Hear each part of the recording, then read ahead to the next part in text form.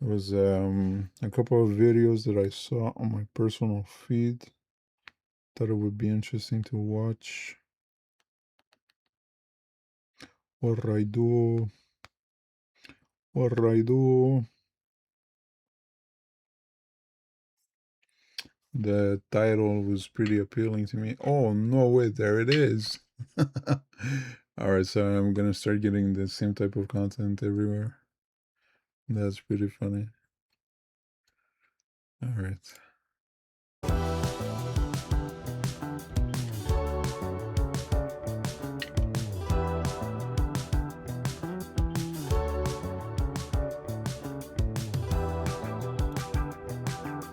In the last 6 months, I've been approached by 3 different groups wanting to replace me with an AI.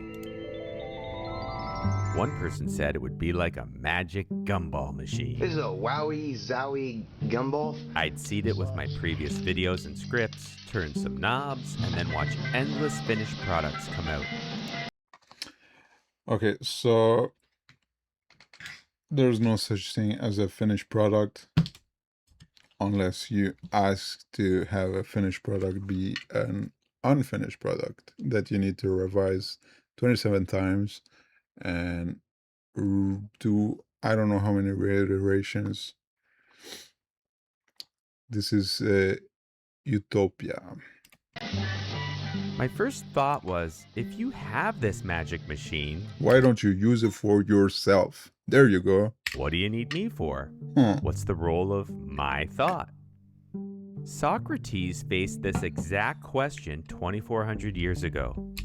That's the same thing as well as people selling you courses. You know, most of the information that you need to do something, you can get it without paying for it. If you know how to make so much money drop shipping, why aren't you just doing that by yourself? He wasn't worried about AI, he was worried about writing.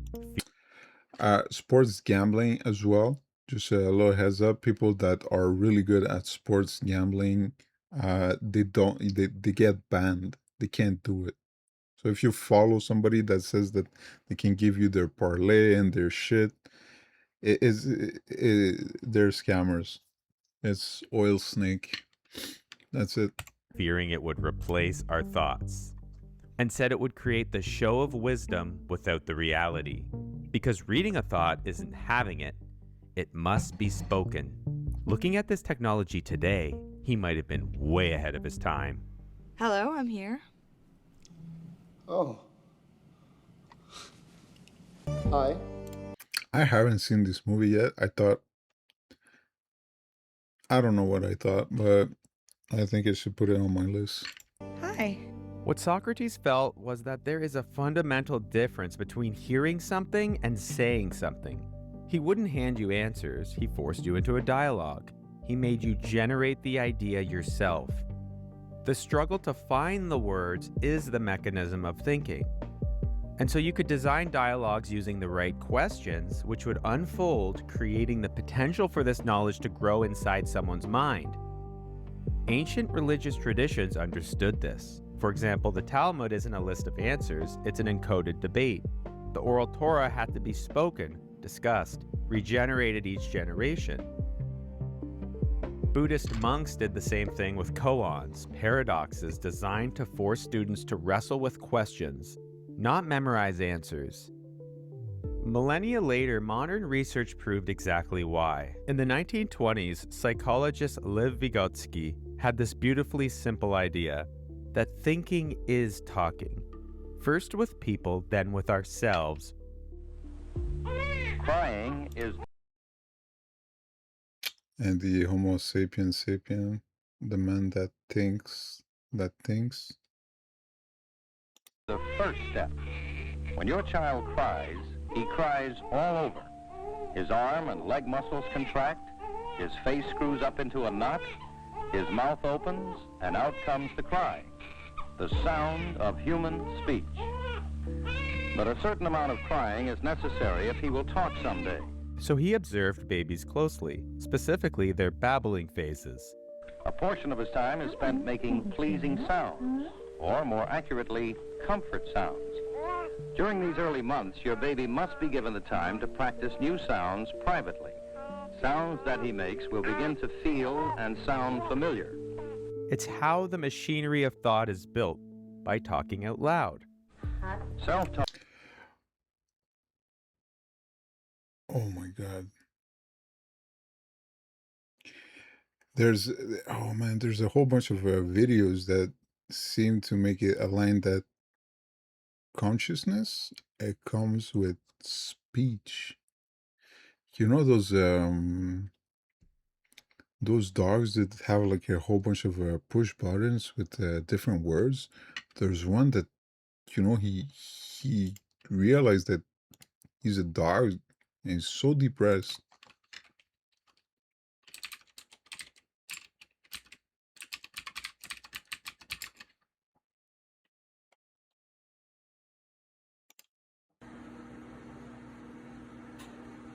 Who? Who is it?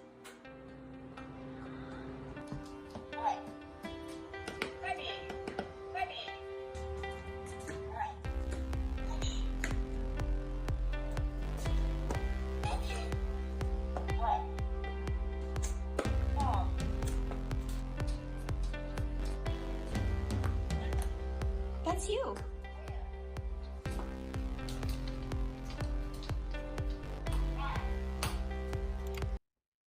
All right.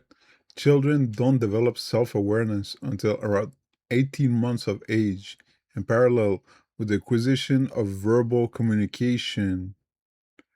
Bunny is 14 months old.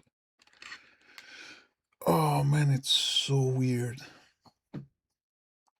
It's so weird. So the other thing that I saw, it was I think it was a deaf girl, and she had no memories, no recollections of anything until I think about 4 years old, because at first they didn't know that she was deaf. Oh no, man! I think I'm mixing shit up. Anyways, it took for her to be able to communicate, for for her to develop self-awareness, but she wasn't able to talk, you know, because I think she was deaf. But that she heard, that's so crazy. So you can see yourself. And yeah, children, there's this stage where, you know, they have to learn that the reflection is themselves. And there's another weird video about that.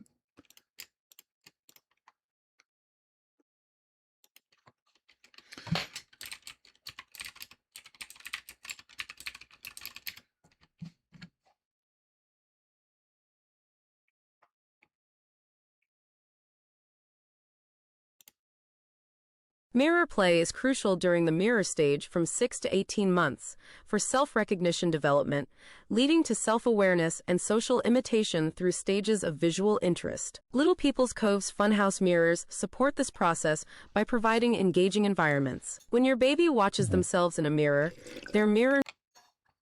That ain't it. Bro, the video is scary as fuck. Is it him? Yeah, he's the one who started that shit.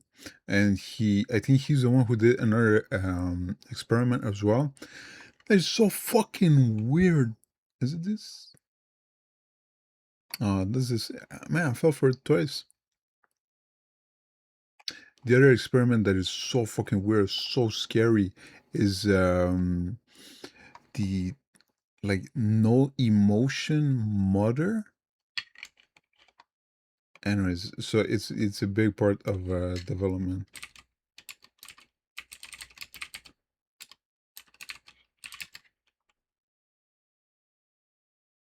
Okay, so it's someone else.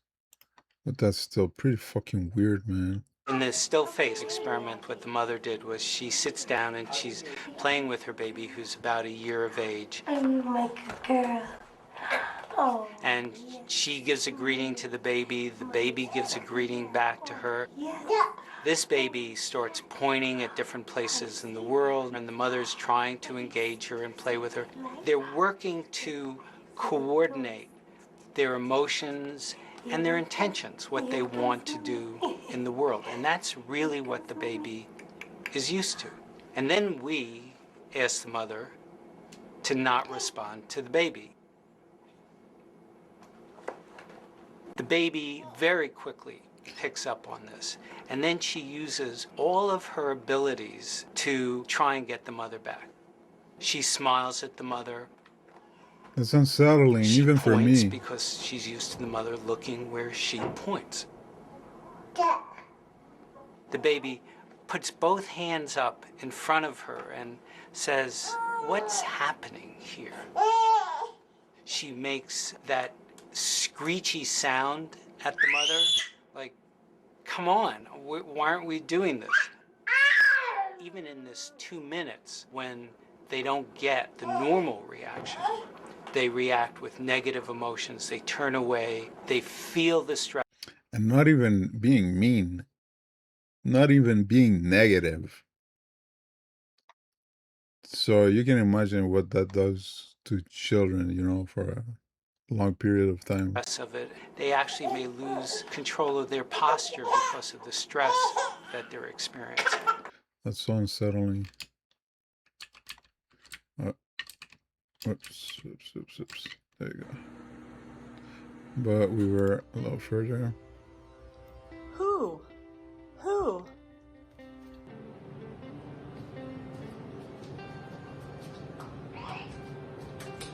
Why?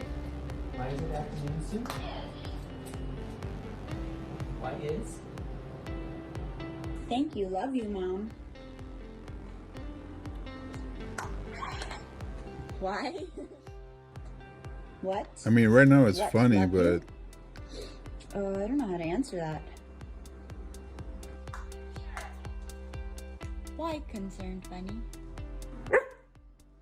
Who is it?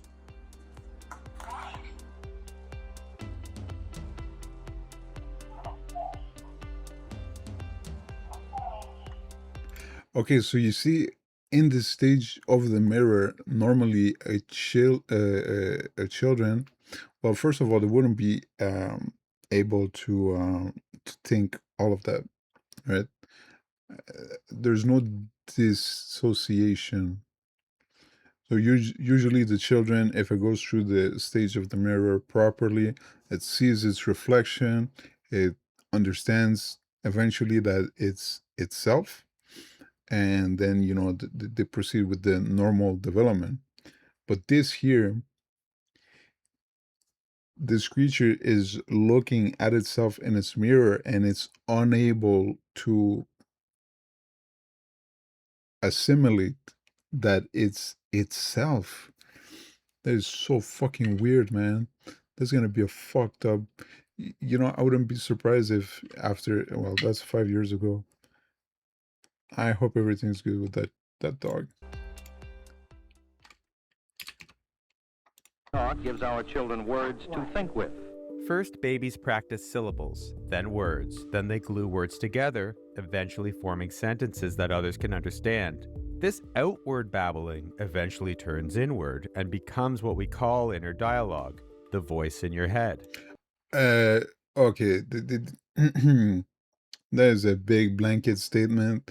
There's another thing that I saw is it's about 50% of the population has an inner monologue.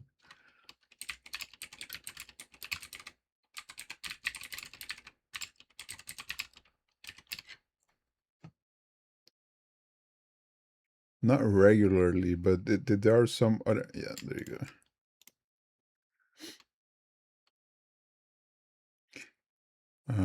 What the fuck's going on?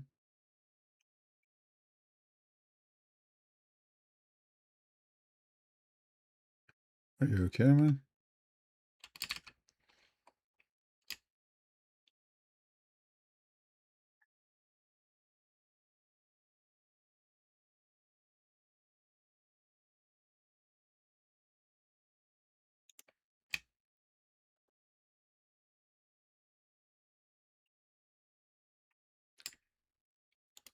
Okay, I guess that's the figure. But there's a video of a lady that she explains how she doesn't have an inner monologue, and I mean it doesn't mean that she's an NPC or a side character. She reads out loud, and she processes things a little bit differently. I think it would be cool if we actually see the video afterwards.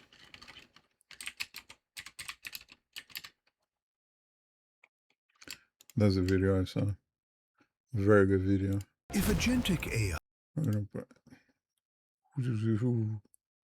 who's that? You want to trigger me? The struggle to form words out loud creates the circuitry for thinking. Winnie the Pooh lives in a house in the forest. Not anymore.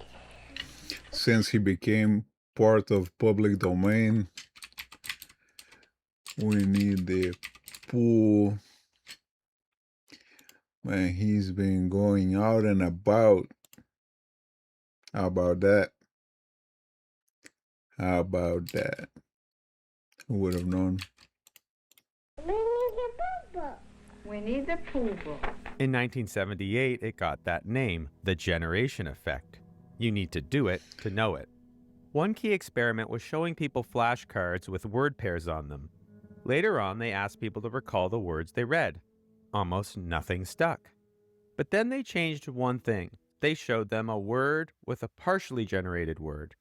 All of a sudden, memory skyrocketed. Because you need to think No new about information was given to them. The only difference was the struggle to generate the information that made it stick.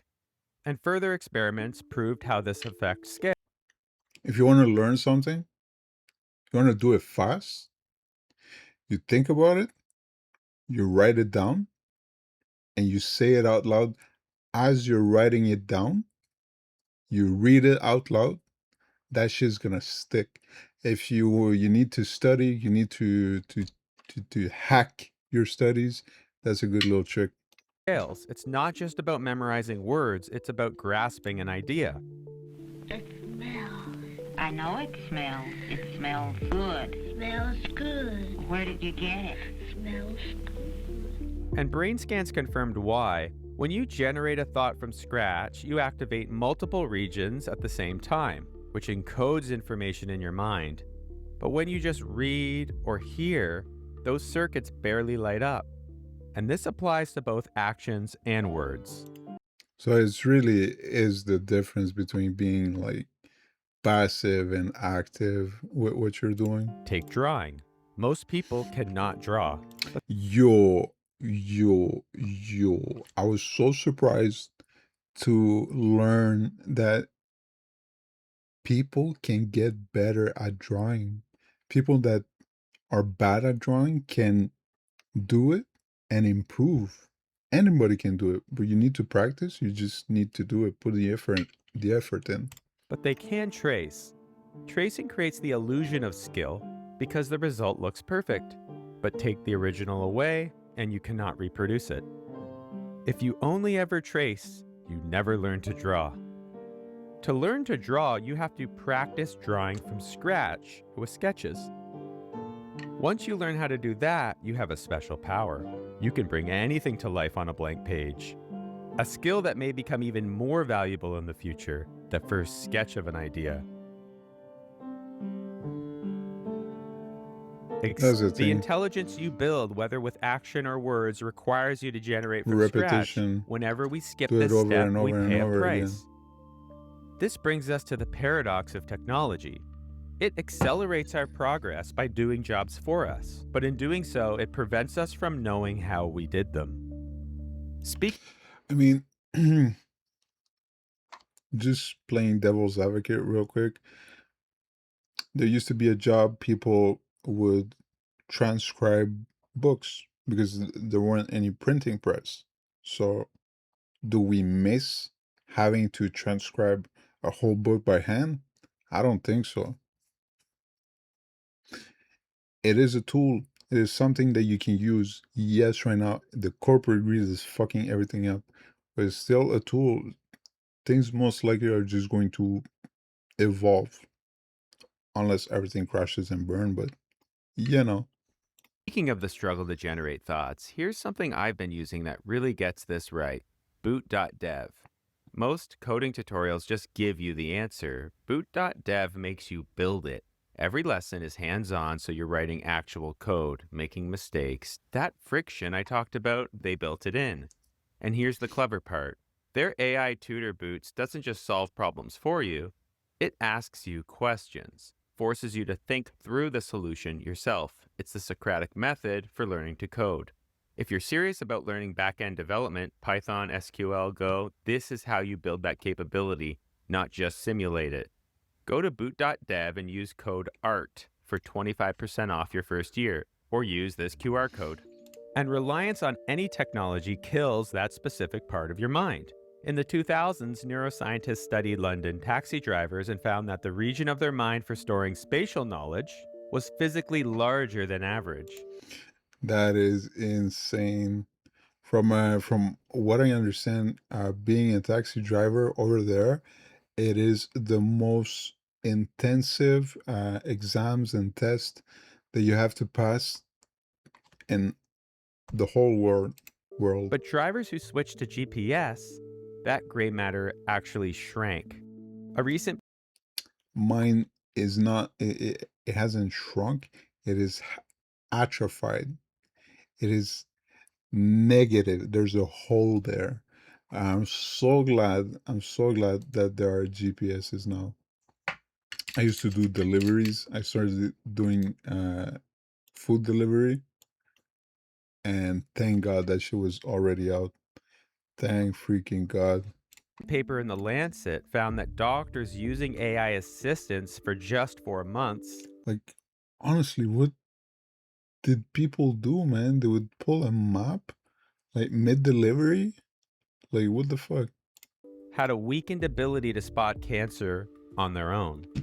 By outsourcing seeing to the tool, they atrophied the fundamental visual skill needed to diagnose. The most damning evidence comes from Christoph van Nimwegen. He had two groups solve logic puzzles. Group A got helpful software highlighting valid moves as they worked through it. Group B got nothing. They struggled alone. Of course, Group A solved the puzzles faster. But then, when the help was removed for future puzzles, Group A collapsed. They, quote, aimlessly clicked around, he reported. Group B had no issue solving the puzzles. Ooh. And until recently, this atrophy was limited to specific skills. Imagine being able to build an app with your name on it, just by thinking about it. Meet Base 44. But then came the irony. We invented a new kind of machine by forcing it to learn exactly the way we do, and that freed us from ever having to learn again. Large language models are designed by having it guess the next word billions of times on all written knowledge. Each wrong guess refined its understanding. And unlike understanding here is a big word. Previous tools designed for narrow tasks, this was general. A machine that learned a meta language, not just words, but patterns, the structure of arguments, the rhythm of music, the logic of code, the flow of images. It compressed all forms of human expression into a single model. This dramatically increases the potential to atrophy our minds, since it can be applied to anything. That is also why there could be like an intelligence boom. So before all of this came into play, everybody, like researchers, scientists, musicians, whatever, they were all working in their different own little bubbles, segmented from everybody else because they had their own specialized and technical knowledge about, their own field. But now everything, because it has all been used to train these models, it has been effectively all been diluted to be considered language.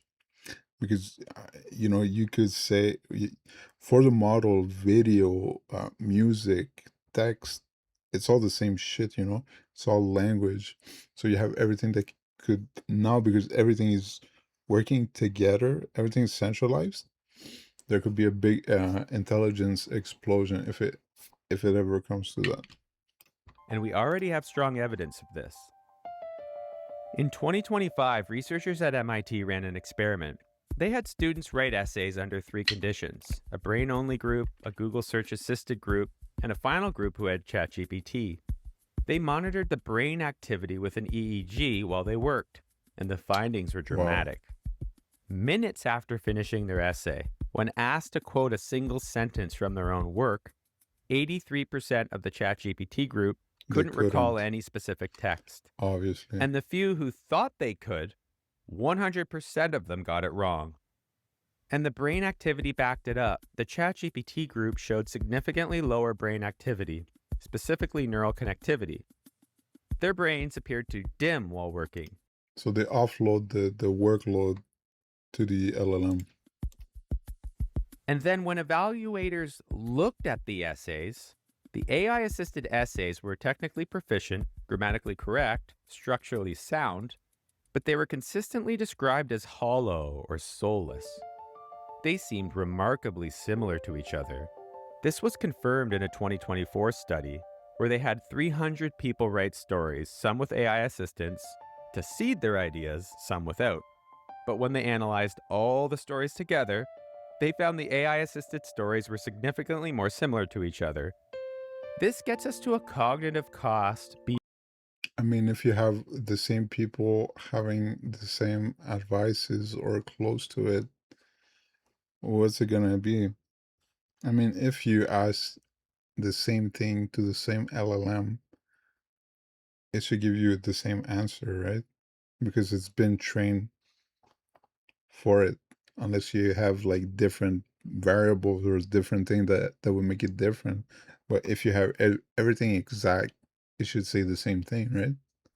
If you ask the same prompt. Beyond the individual, when everyone uses AI in a society, our collective thought begins to narrow.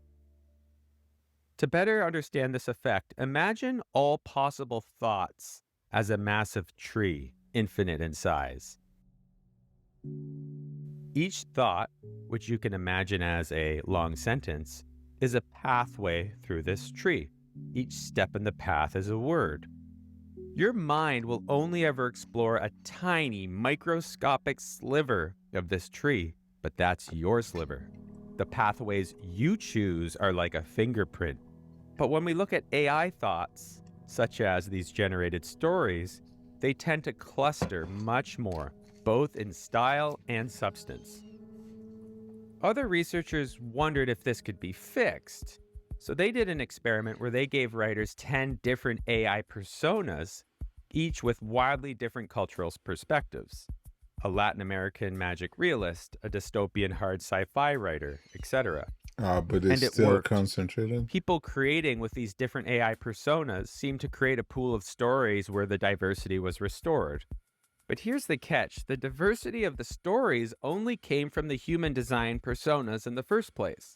And other studies showed this. Once you seed an AI with a unique persona, the same problem persists. If you ask it to tell 100 stories, researchers found the output contained echoes, combinations of the same ideas repeating. So if you see just one output, it may look novel, but after you see many, you realize they're all banal echoes of the same thing. The AI doesn't generate new diversity as well as humans. It remixes what humans feed it. And we can model this by thinking about thoughts as similar to rolling dice at each branch as you select the next word. True random paths are maximally diverse, but they're all meaningless nonsense. AI's dice are weighted heavily, biased towards what's been said before in its training data. That's why these paths will make sense, but they will always cluster and echo each other. You can't escape the weighted dice. But human thought is different. It's like rolling weighted dice, but it's weighted by your unique life experience and what matters to you. And this weighting is always changing. This creates a diverse exploration within thought space that is also meaningful. You will wander into territory nobody else has been. Well, it might be meaningful to you because that's what you get, right? You get people that they want to write stories that are meaningful to them, and it doesn't land for everybody. So up to a point, I guess. And the AI couldn't reach. The key point is a large language model is optimized to continue thought, not generate new thought. The creativity is in the seed thought and its continuation, the human input. AI has no inbuilt curiosity or preferences, no why. It works better the more human thought you seed it with and direct it with. That's why they said that they went through most of the information, that they're going to start working with synthetic data, data produced by AI. But this is just a stupid and childish train of thought. If you copy something often enough, you know what you're gonna have at the end is not gonna be nowhere near close to what you had originally. And so there's no chances that you're gonna have synthetic data that's gonna be good forever, and that you're gonna be able to improve on all the shit, all the hallucinations. It's just gonna be, multiplied by every iterations. Recent studies also confirm this. AI is weaker than humans at divergent thinking, generating truly knowledge. Also, humans have been able to accumulate newer knowledge and improve their knowledge without access to the internet for thousands and thousands and thousands of years. So how come these computers, they would need more? There's no intelligence there, you know? Novel starting points. But it's highly effective at convergent thinking, refining and executing once you give it direction. And the MIT writing study we saw called this out as their most interesting result. They tested one final group, human first and then access to AI. The students who outlined their thinking first, then used ChatGPT, their brain connectivity was actually higher than the human-only group. The difference was the starting point, human first or AI first.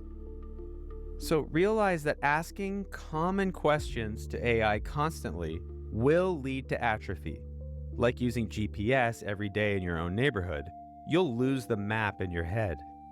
But asking rare questions you've never asked before to an AI, the ones specific to your experiences, the connections only you could make. Also, you got to be careful. So the quote is, ChatGPT knows 100% of the things that I don't know, and he's perfect for that. And he only knows about 40% of the things that I do know. I'm just not gonna think about that. That's different. Finding the question itself is the work.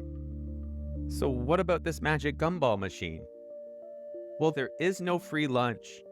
The machine can execute from any starting point I give it, but it can't wander the way I do, through conversations, wrestling with confusion until I find something I wasn't even looking for.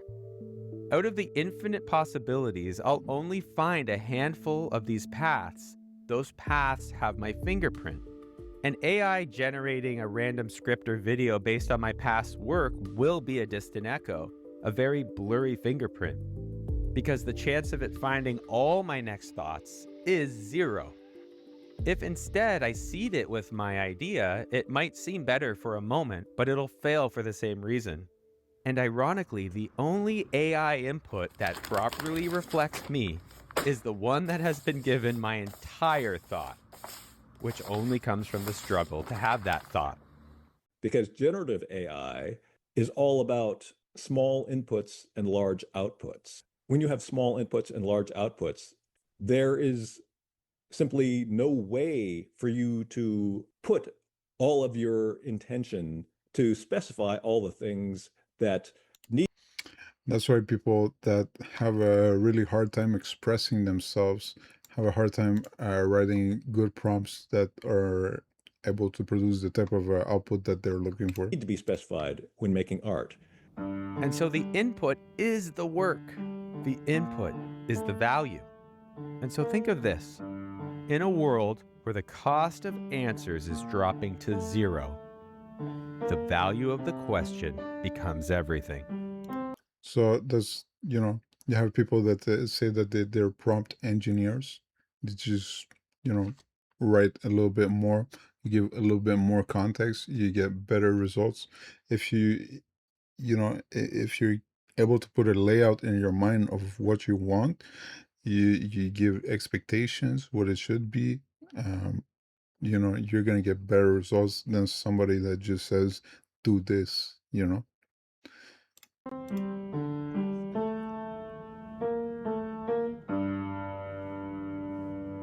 Thank you so much for watching this video. That was a If you've made it beautiful this far, video. then please join my email list. As you know, the algorithm's in charge, and I'd love to be able to reach out to viewers directly. I'm working on a new project I'm excited about, and I would like to hear from That's pretty viewers cool. about potential video ideas you'd like to see in 2026. So when you fill that out, drop your idea in the box and I'll reach out. Cool, man.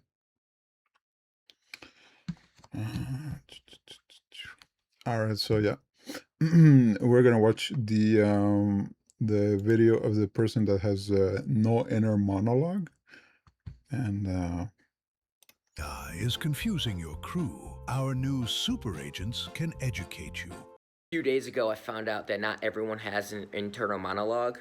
So what I mean by that is, like, they can't hear their thoughts, which I didn't believe.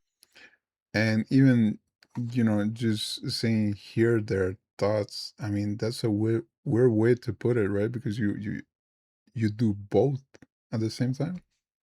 Believed to be true until I asked someone, and they said that if they physically wanted to say something in their head, they'd have to say it out loud.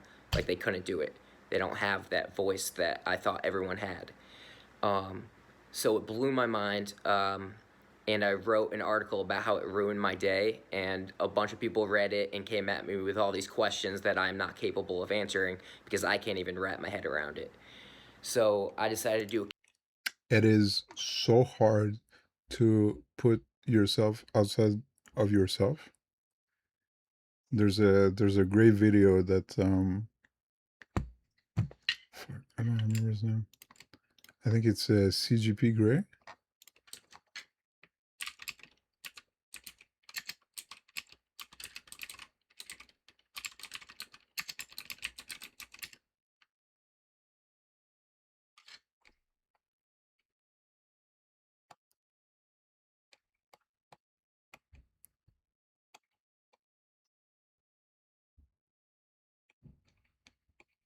I'm pretty sure it's a video from him.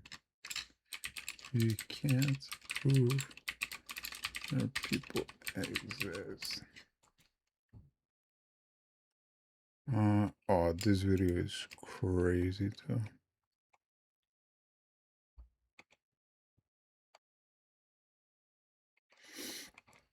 All right, so the thing is, because you will never be able to put yourself outside of your body, so you can't confirm if somebody else isn't, an NPC or a robot or AI. But don't think about it too much. Q&A with someone that doesn't have this internal monologue, so hopefully she could answer your questions because I still can't function. Here we go. All right, so I found out a few days ago that not everyone has the ability to speak in their brain, and the first person that I asked if they could do it was her, and turns out she can't. So I asked a bunch of people to ask me questions so I could ask her so she could try to make light of this wild situation. So, like, if you look, like, I could look at my... Well, you're saying wild, but the metric is that 30 to 50% of the people don't have it, if you feel like the majority of people around you and yourself have it, where's the rest of the people that make it so that the percentage of people that really have it is only 30 to 50%, you know? Myself in the mirror, talk Right. in my head without opening my mouth. You physically can't do that. No. And what would happen if you tried to do that? I have tried to do that since learning that an internal monologue exists, and I end up speaking out loud to myself. So most of my conversations are out loud. I feel like this information to the people that can think in their head. So you notice that she said conversation and she didn't say thoughts? Is a lot more like exciting news. I've talked to a few people that can't do this, and they seem less enthused as the people that do have this internal monologue. Correct.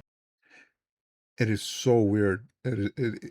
Man, it is so weird to have that thing be the dividing point, but I'm very curious to know like how you feel about that. Do you have an inner monologue? Do you know people that don't have it? Does that make sense? Yep. I'm very confused as to why people are so perplexed. Right? Because this is not even something that people would think about.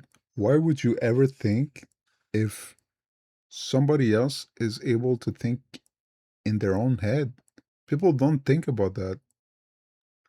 And so for her, the way she's been living her whole life, that's normal, right? That's how she's lived.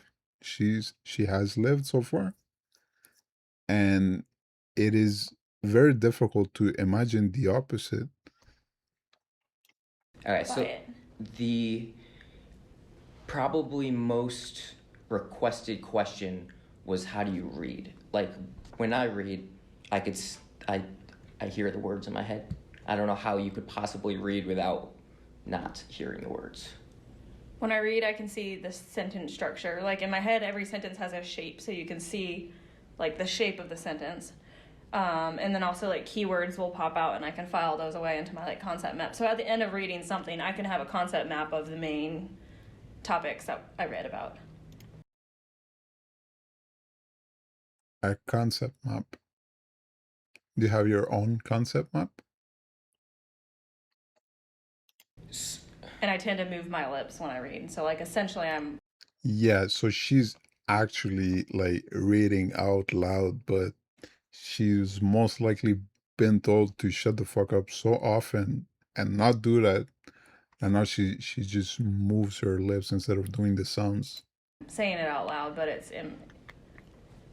just not like audible. So, do you visualize the setting when you're reading a book? No, it's not like images. It's just the words. So, do you like... But there's a study that when you read something, your brain, it acts because you think of the thing. Your brain reacts the same as if you saw it. Like reading like fiction books, like where you have to put yourself in a situation? I never really enjoyed reading. At all? I think maybe that's why. Like I can see the story plot. Are you a fast reader? Yes, very fast reader. We could have a 100-question test. She's done when I'm on question 12. I'm not even kidding. It is superhuman. It's not fair. I've finished a whole bunch of tests, like before everybody else, like very quick. But just because I feel like either you know or you don't know. But I mean, I can think it in my head, I think. How do you know what you're thinking if there's no words? Because I can see it.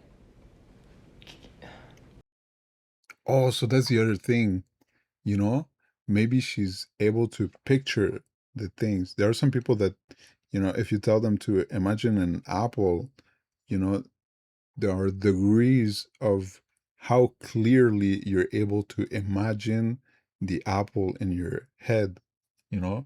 You could have only the shape, you could have like the shape and a little bit of colors as if it was like a drawn apple. Or maybe you could imagine like a real apple. There's a whole bunch of degrees. I feel like I'm able to picture the most vivid images, the clearest, when I'm just about to fall asleep. And that is so weird. I think that's why this whole thing is going viral, is because people like me can't understand how you get through a day without talking to yourself. I don't know. I just feel like the information is in there.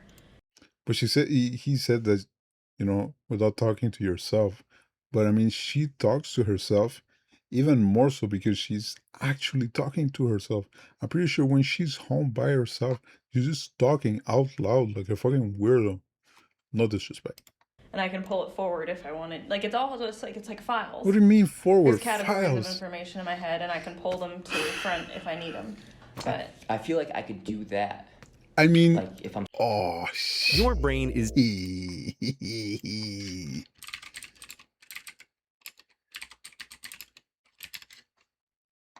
Man.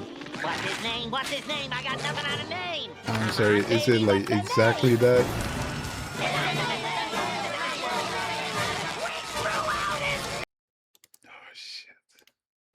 I'm studying, I could like pull things out. But just like if I'm sitting and like I have a thought, or someone is like walking by and I have a thought about that person, I'm like talking to myself about that. Does that not happen to you? no, If I have a thought, normally I say it out loud. Do you see? Do you daydream often? No. No, never. Hardly ever. Yeah. I can't think of a time that I've daydreamed, I don't think. But she said think. Yeah. Think. Trying to remember images. Do you dream at night? Yes. And are they normal dreams? Do you hear dialogue in those dreams? That's such a good question. I don't think so, actually. Do you enjoy being alone? I like this question. Yeah, I do. Yeah, So, because she can talk out loud and people are not going to complain to her. I mean, if you don't have anything in front of you, like no stimulus, what is going on in your head? Oh, I always have to be doing stuff. Like if I'm alone, I'm cleaning, I'm cooking, I'm like watching Netflix, I'm studying. But I hardly ever I don't just sit there alone. Do you? Oh, can you just sit and let your mind wander? Probably not anymore because people are so overstimulated with the TikTok induced ADHD. But I mean, some people. I mean, there's meditation, which is doing that professionally. Do you have any theories on this yourself? / do you even care? I don't really care. Like this feels really normal to me. I can't even do this. Yeah, because she lived her whole life like that. That's how she is. And that's how, you know, you are as well. So it's so weird to think like that, to have that thought, you know? That's why we're the people that think that we think, but we're actually stupid as fuck, man. Because I can't wrap my head around this. But she is so nonchalant about it. It is so cool that she actually, you know, did this interview and she was honest. She's a very cool person. Thank you, Kirsten. Makes me uncomfortable. I don't You just I don't get it. I don't know, it's just my everyday life. So I just do it. I do, like, if I'm laying in bed at night, like, I have trouble getting to sleep because I can see, like, lists of things I need to do. Lists? She has a whole bunch of concept maps in her head right before bed. Oh man, this is so bad. And in order to make them go away, I have to go write them down. That's actually one of the questions. Oh my god. That's so crazy. But it's a good advice. If you have something in your mind and it keeps bothering you, just write it down. You're gonna purge it from your head and have it written down for when you're gonna need it. So Do you fall asleep easily? like quickly, or No. is it harder to fall asleep? I fall asleep like a freaking baby. It takes me about 1 minute and 30 seconds for me to fall asleep. Harder to fall asleep. Because I think I'm being almost visually stimulated when like even my eyes are closed. I can't. Instead of shutting her eyes, she just closes her eyelids. Shut it out. Yeah, I feel like for me, that voice is just constantly talking, and that makes it also. And that is another weird thing to me, because you have some people that have this shit going on and on and on and on. And usually these people have high anxiety, and they just let it run wild, and they just think about, they fixate on small little stuff, and they just go crazy, and they just hyper focus on that, and they can't stop, and they just think about that. That's another issue. You gotta have like a middle ground in there. Also very difficult to sleep, and that. Okay, so you see, I have his way of thinking, but both of them have a hard time falling asleep, and I have no issues. That's why I feel like a lot of people that are in my situation also think that, like, they wish they could shut it off, and they're kind of jealous of your situation. I mean, you can, and people train that, and again, that's meditation. But then again, we don't know what's going on in your head at all, so it could be even worse. So I feel like the conversations you're probably having in your head are what I'm seeing in my head. yeah. Do you get anxiety? Yeah, I tend to have really physical symptoms of anxiety. So it's less, I think, of a mental. Like, I don't really feel like I am anxious until I realize that, like, my hands are shaking, or I feel really nauseated, or kind of a.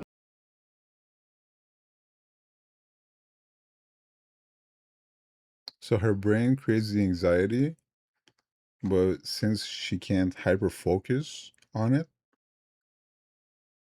it's when her body shows. And most likely he has anxiety and he hyper focuses on shit. More like physical symptoms of anxiety. Okay, okay. It was just a hypothesis. People that would have anxiety in that type of situation would tend to behave in that type of way. A bunch of people actually messaged me, and they said that most of the people that don't have this internal monologue are bilingual and speak multiple languages.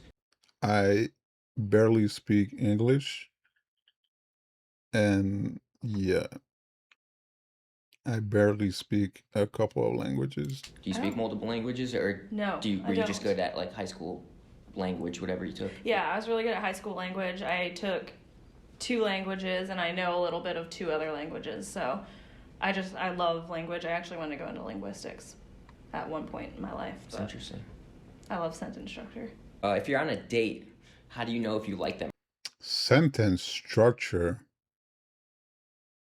is such a that was dropped so casually. Fucking good for you to nerd out on that type of shit. Or not? We still feel stuff. You still feel it? We still feel. You're not, like, judging them, like, looking at them and be like, why would they wear that shirt? Or why does he keep talking, I think and why won't he shut up? I think the things that you have in your head are probably more. So okay, so she's gonna hear somebody going on and on and on, let's say on a date, and she's gonna be there staring at the person until she, is nauseated and she feels sick to her stomach, and that's when she'll know that it's boring and she doesn't want to be there. Of like the box, like check boxes in my head. Concept map, check boxes, visual lists. So like certain things will Is she a fucking Excel spreadsheet? be like yep or like nope. I can't do this. When you're typing a sentence, like if you're writing a paper for school, how do you write a sentence if you don't think about? How do you live? Hmm? Are you able to put on clothes in the morning? Like how you're gonna phrase the words. Did your mom put your outfit on? Because they connect. They You got the image, you got the letters, you got everything connected together. That's beautiful. It's the sentence. So They if connect. there's a noun, it's followed by a verb. If there's, there's Oh, sentence structure. She's nerding out right now. But it's all about the structure and the shape of the sentence. So I could. The shape of the sentence. That is so cool. There's people that have been hit by lightning that get super good at mathematics, and there's a guy who explained what happened. Math genius after head injury. I think that's the guy I saw. That's 12 minutes. Hello, traders. We're gonna put a little pause here. And also, I read my papers aloud, or I'll speak them out loud as I'm typing them, and then I'll go back and I'll change maybe the sentence. And you know that if she's doing that in an office, she's gonna piss off a lot of people. Would you imagine having like red cherry keys, typing that shit while you read it out loud? You would be the most hated person in the office. I could tell you right now. Sentence structure, so that fits a better shape.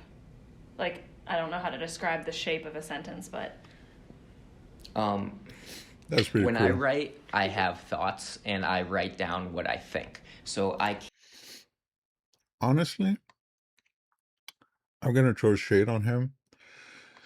That is the laziest way to try to put out what you have in your head. She's making a whole bunch of efforts, and she's answering all the questions, and she's thinking about it and thinking about how she thinks, and she's so cool. Bro, you are so flabbergasted right now. You just need to take a step back and but it's still a pretty good interview. Thank you so much for both of you. It's a great video. Can't comprehend how you could possibly just make a sentence without having like I don't know. I have like an outline and a flow of where I want the paper to go. So from start to finish, I know exactly what I'm going to say, but not specifically word for word. I'll just start writing to make it say what I want it to. But I don't have a sentence that I hear in my head as I'm writing it. I just know where I'm starting and where.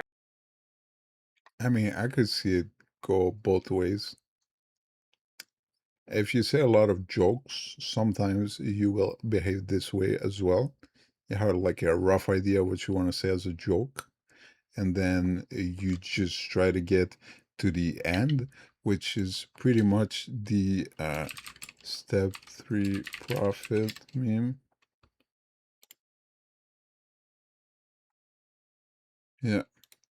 So you got step 1, step 2, step 3. You know that you want to go profit.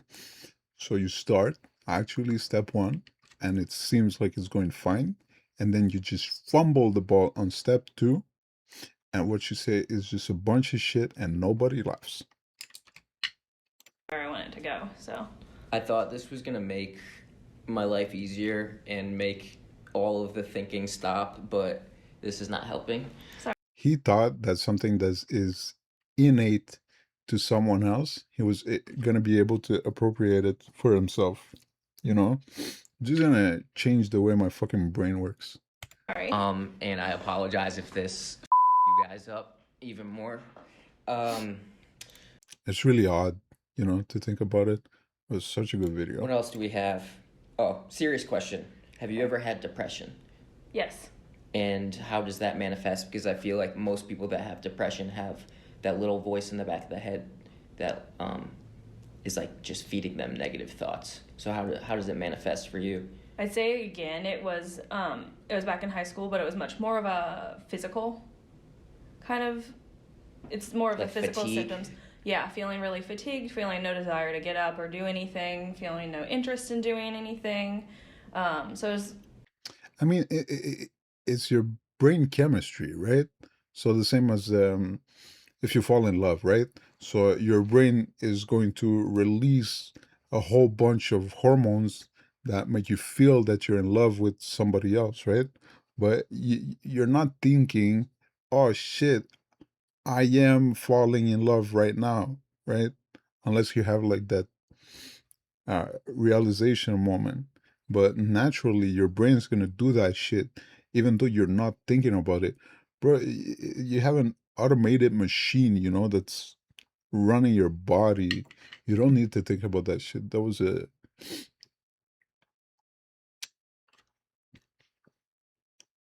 it was an okay question.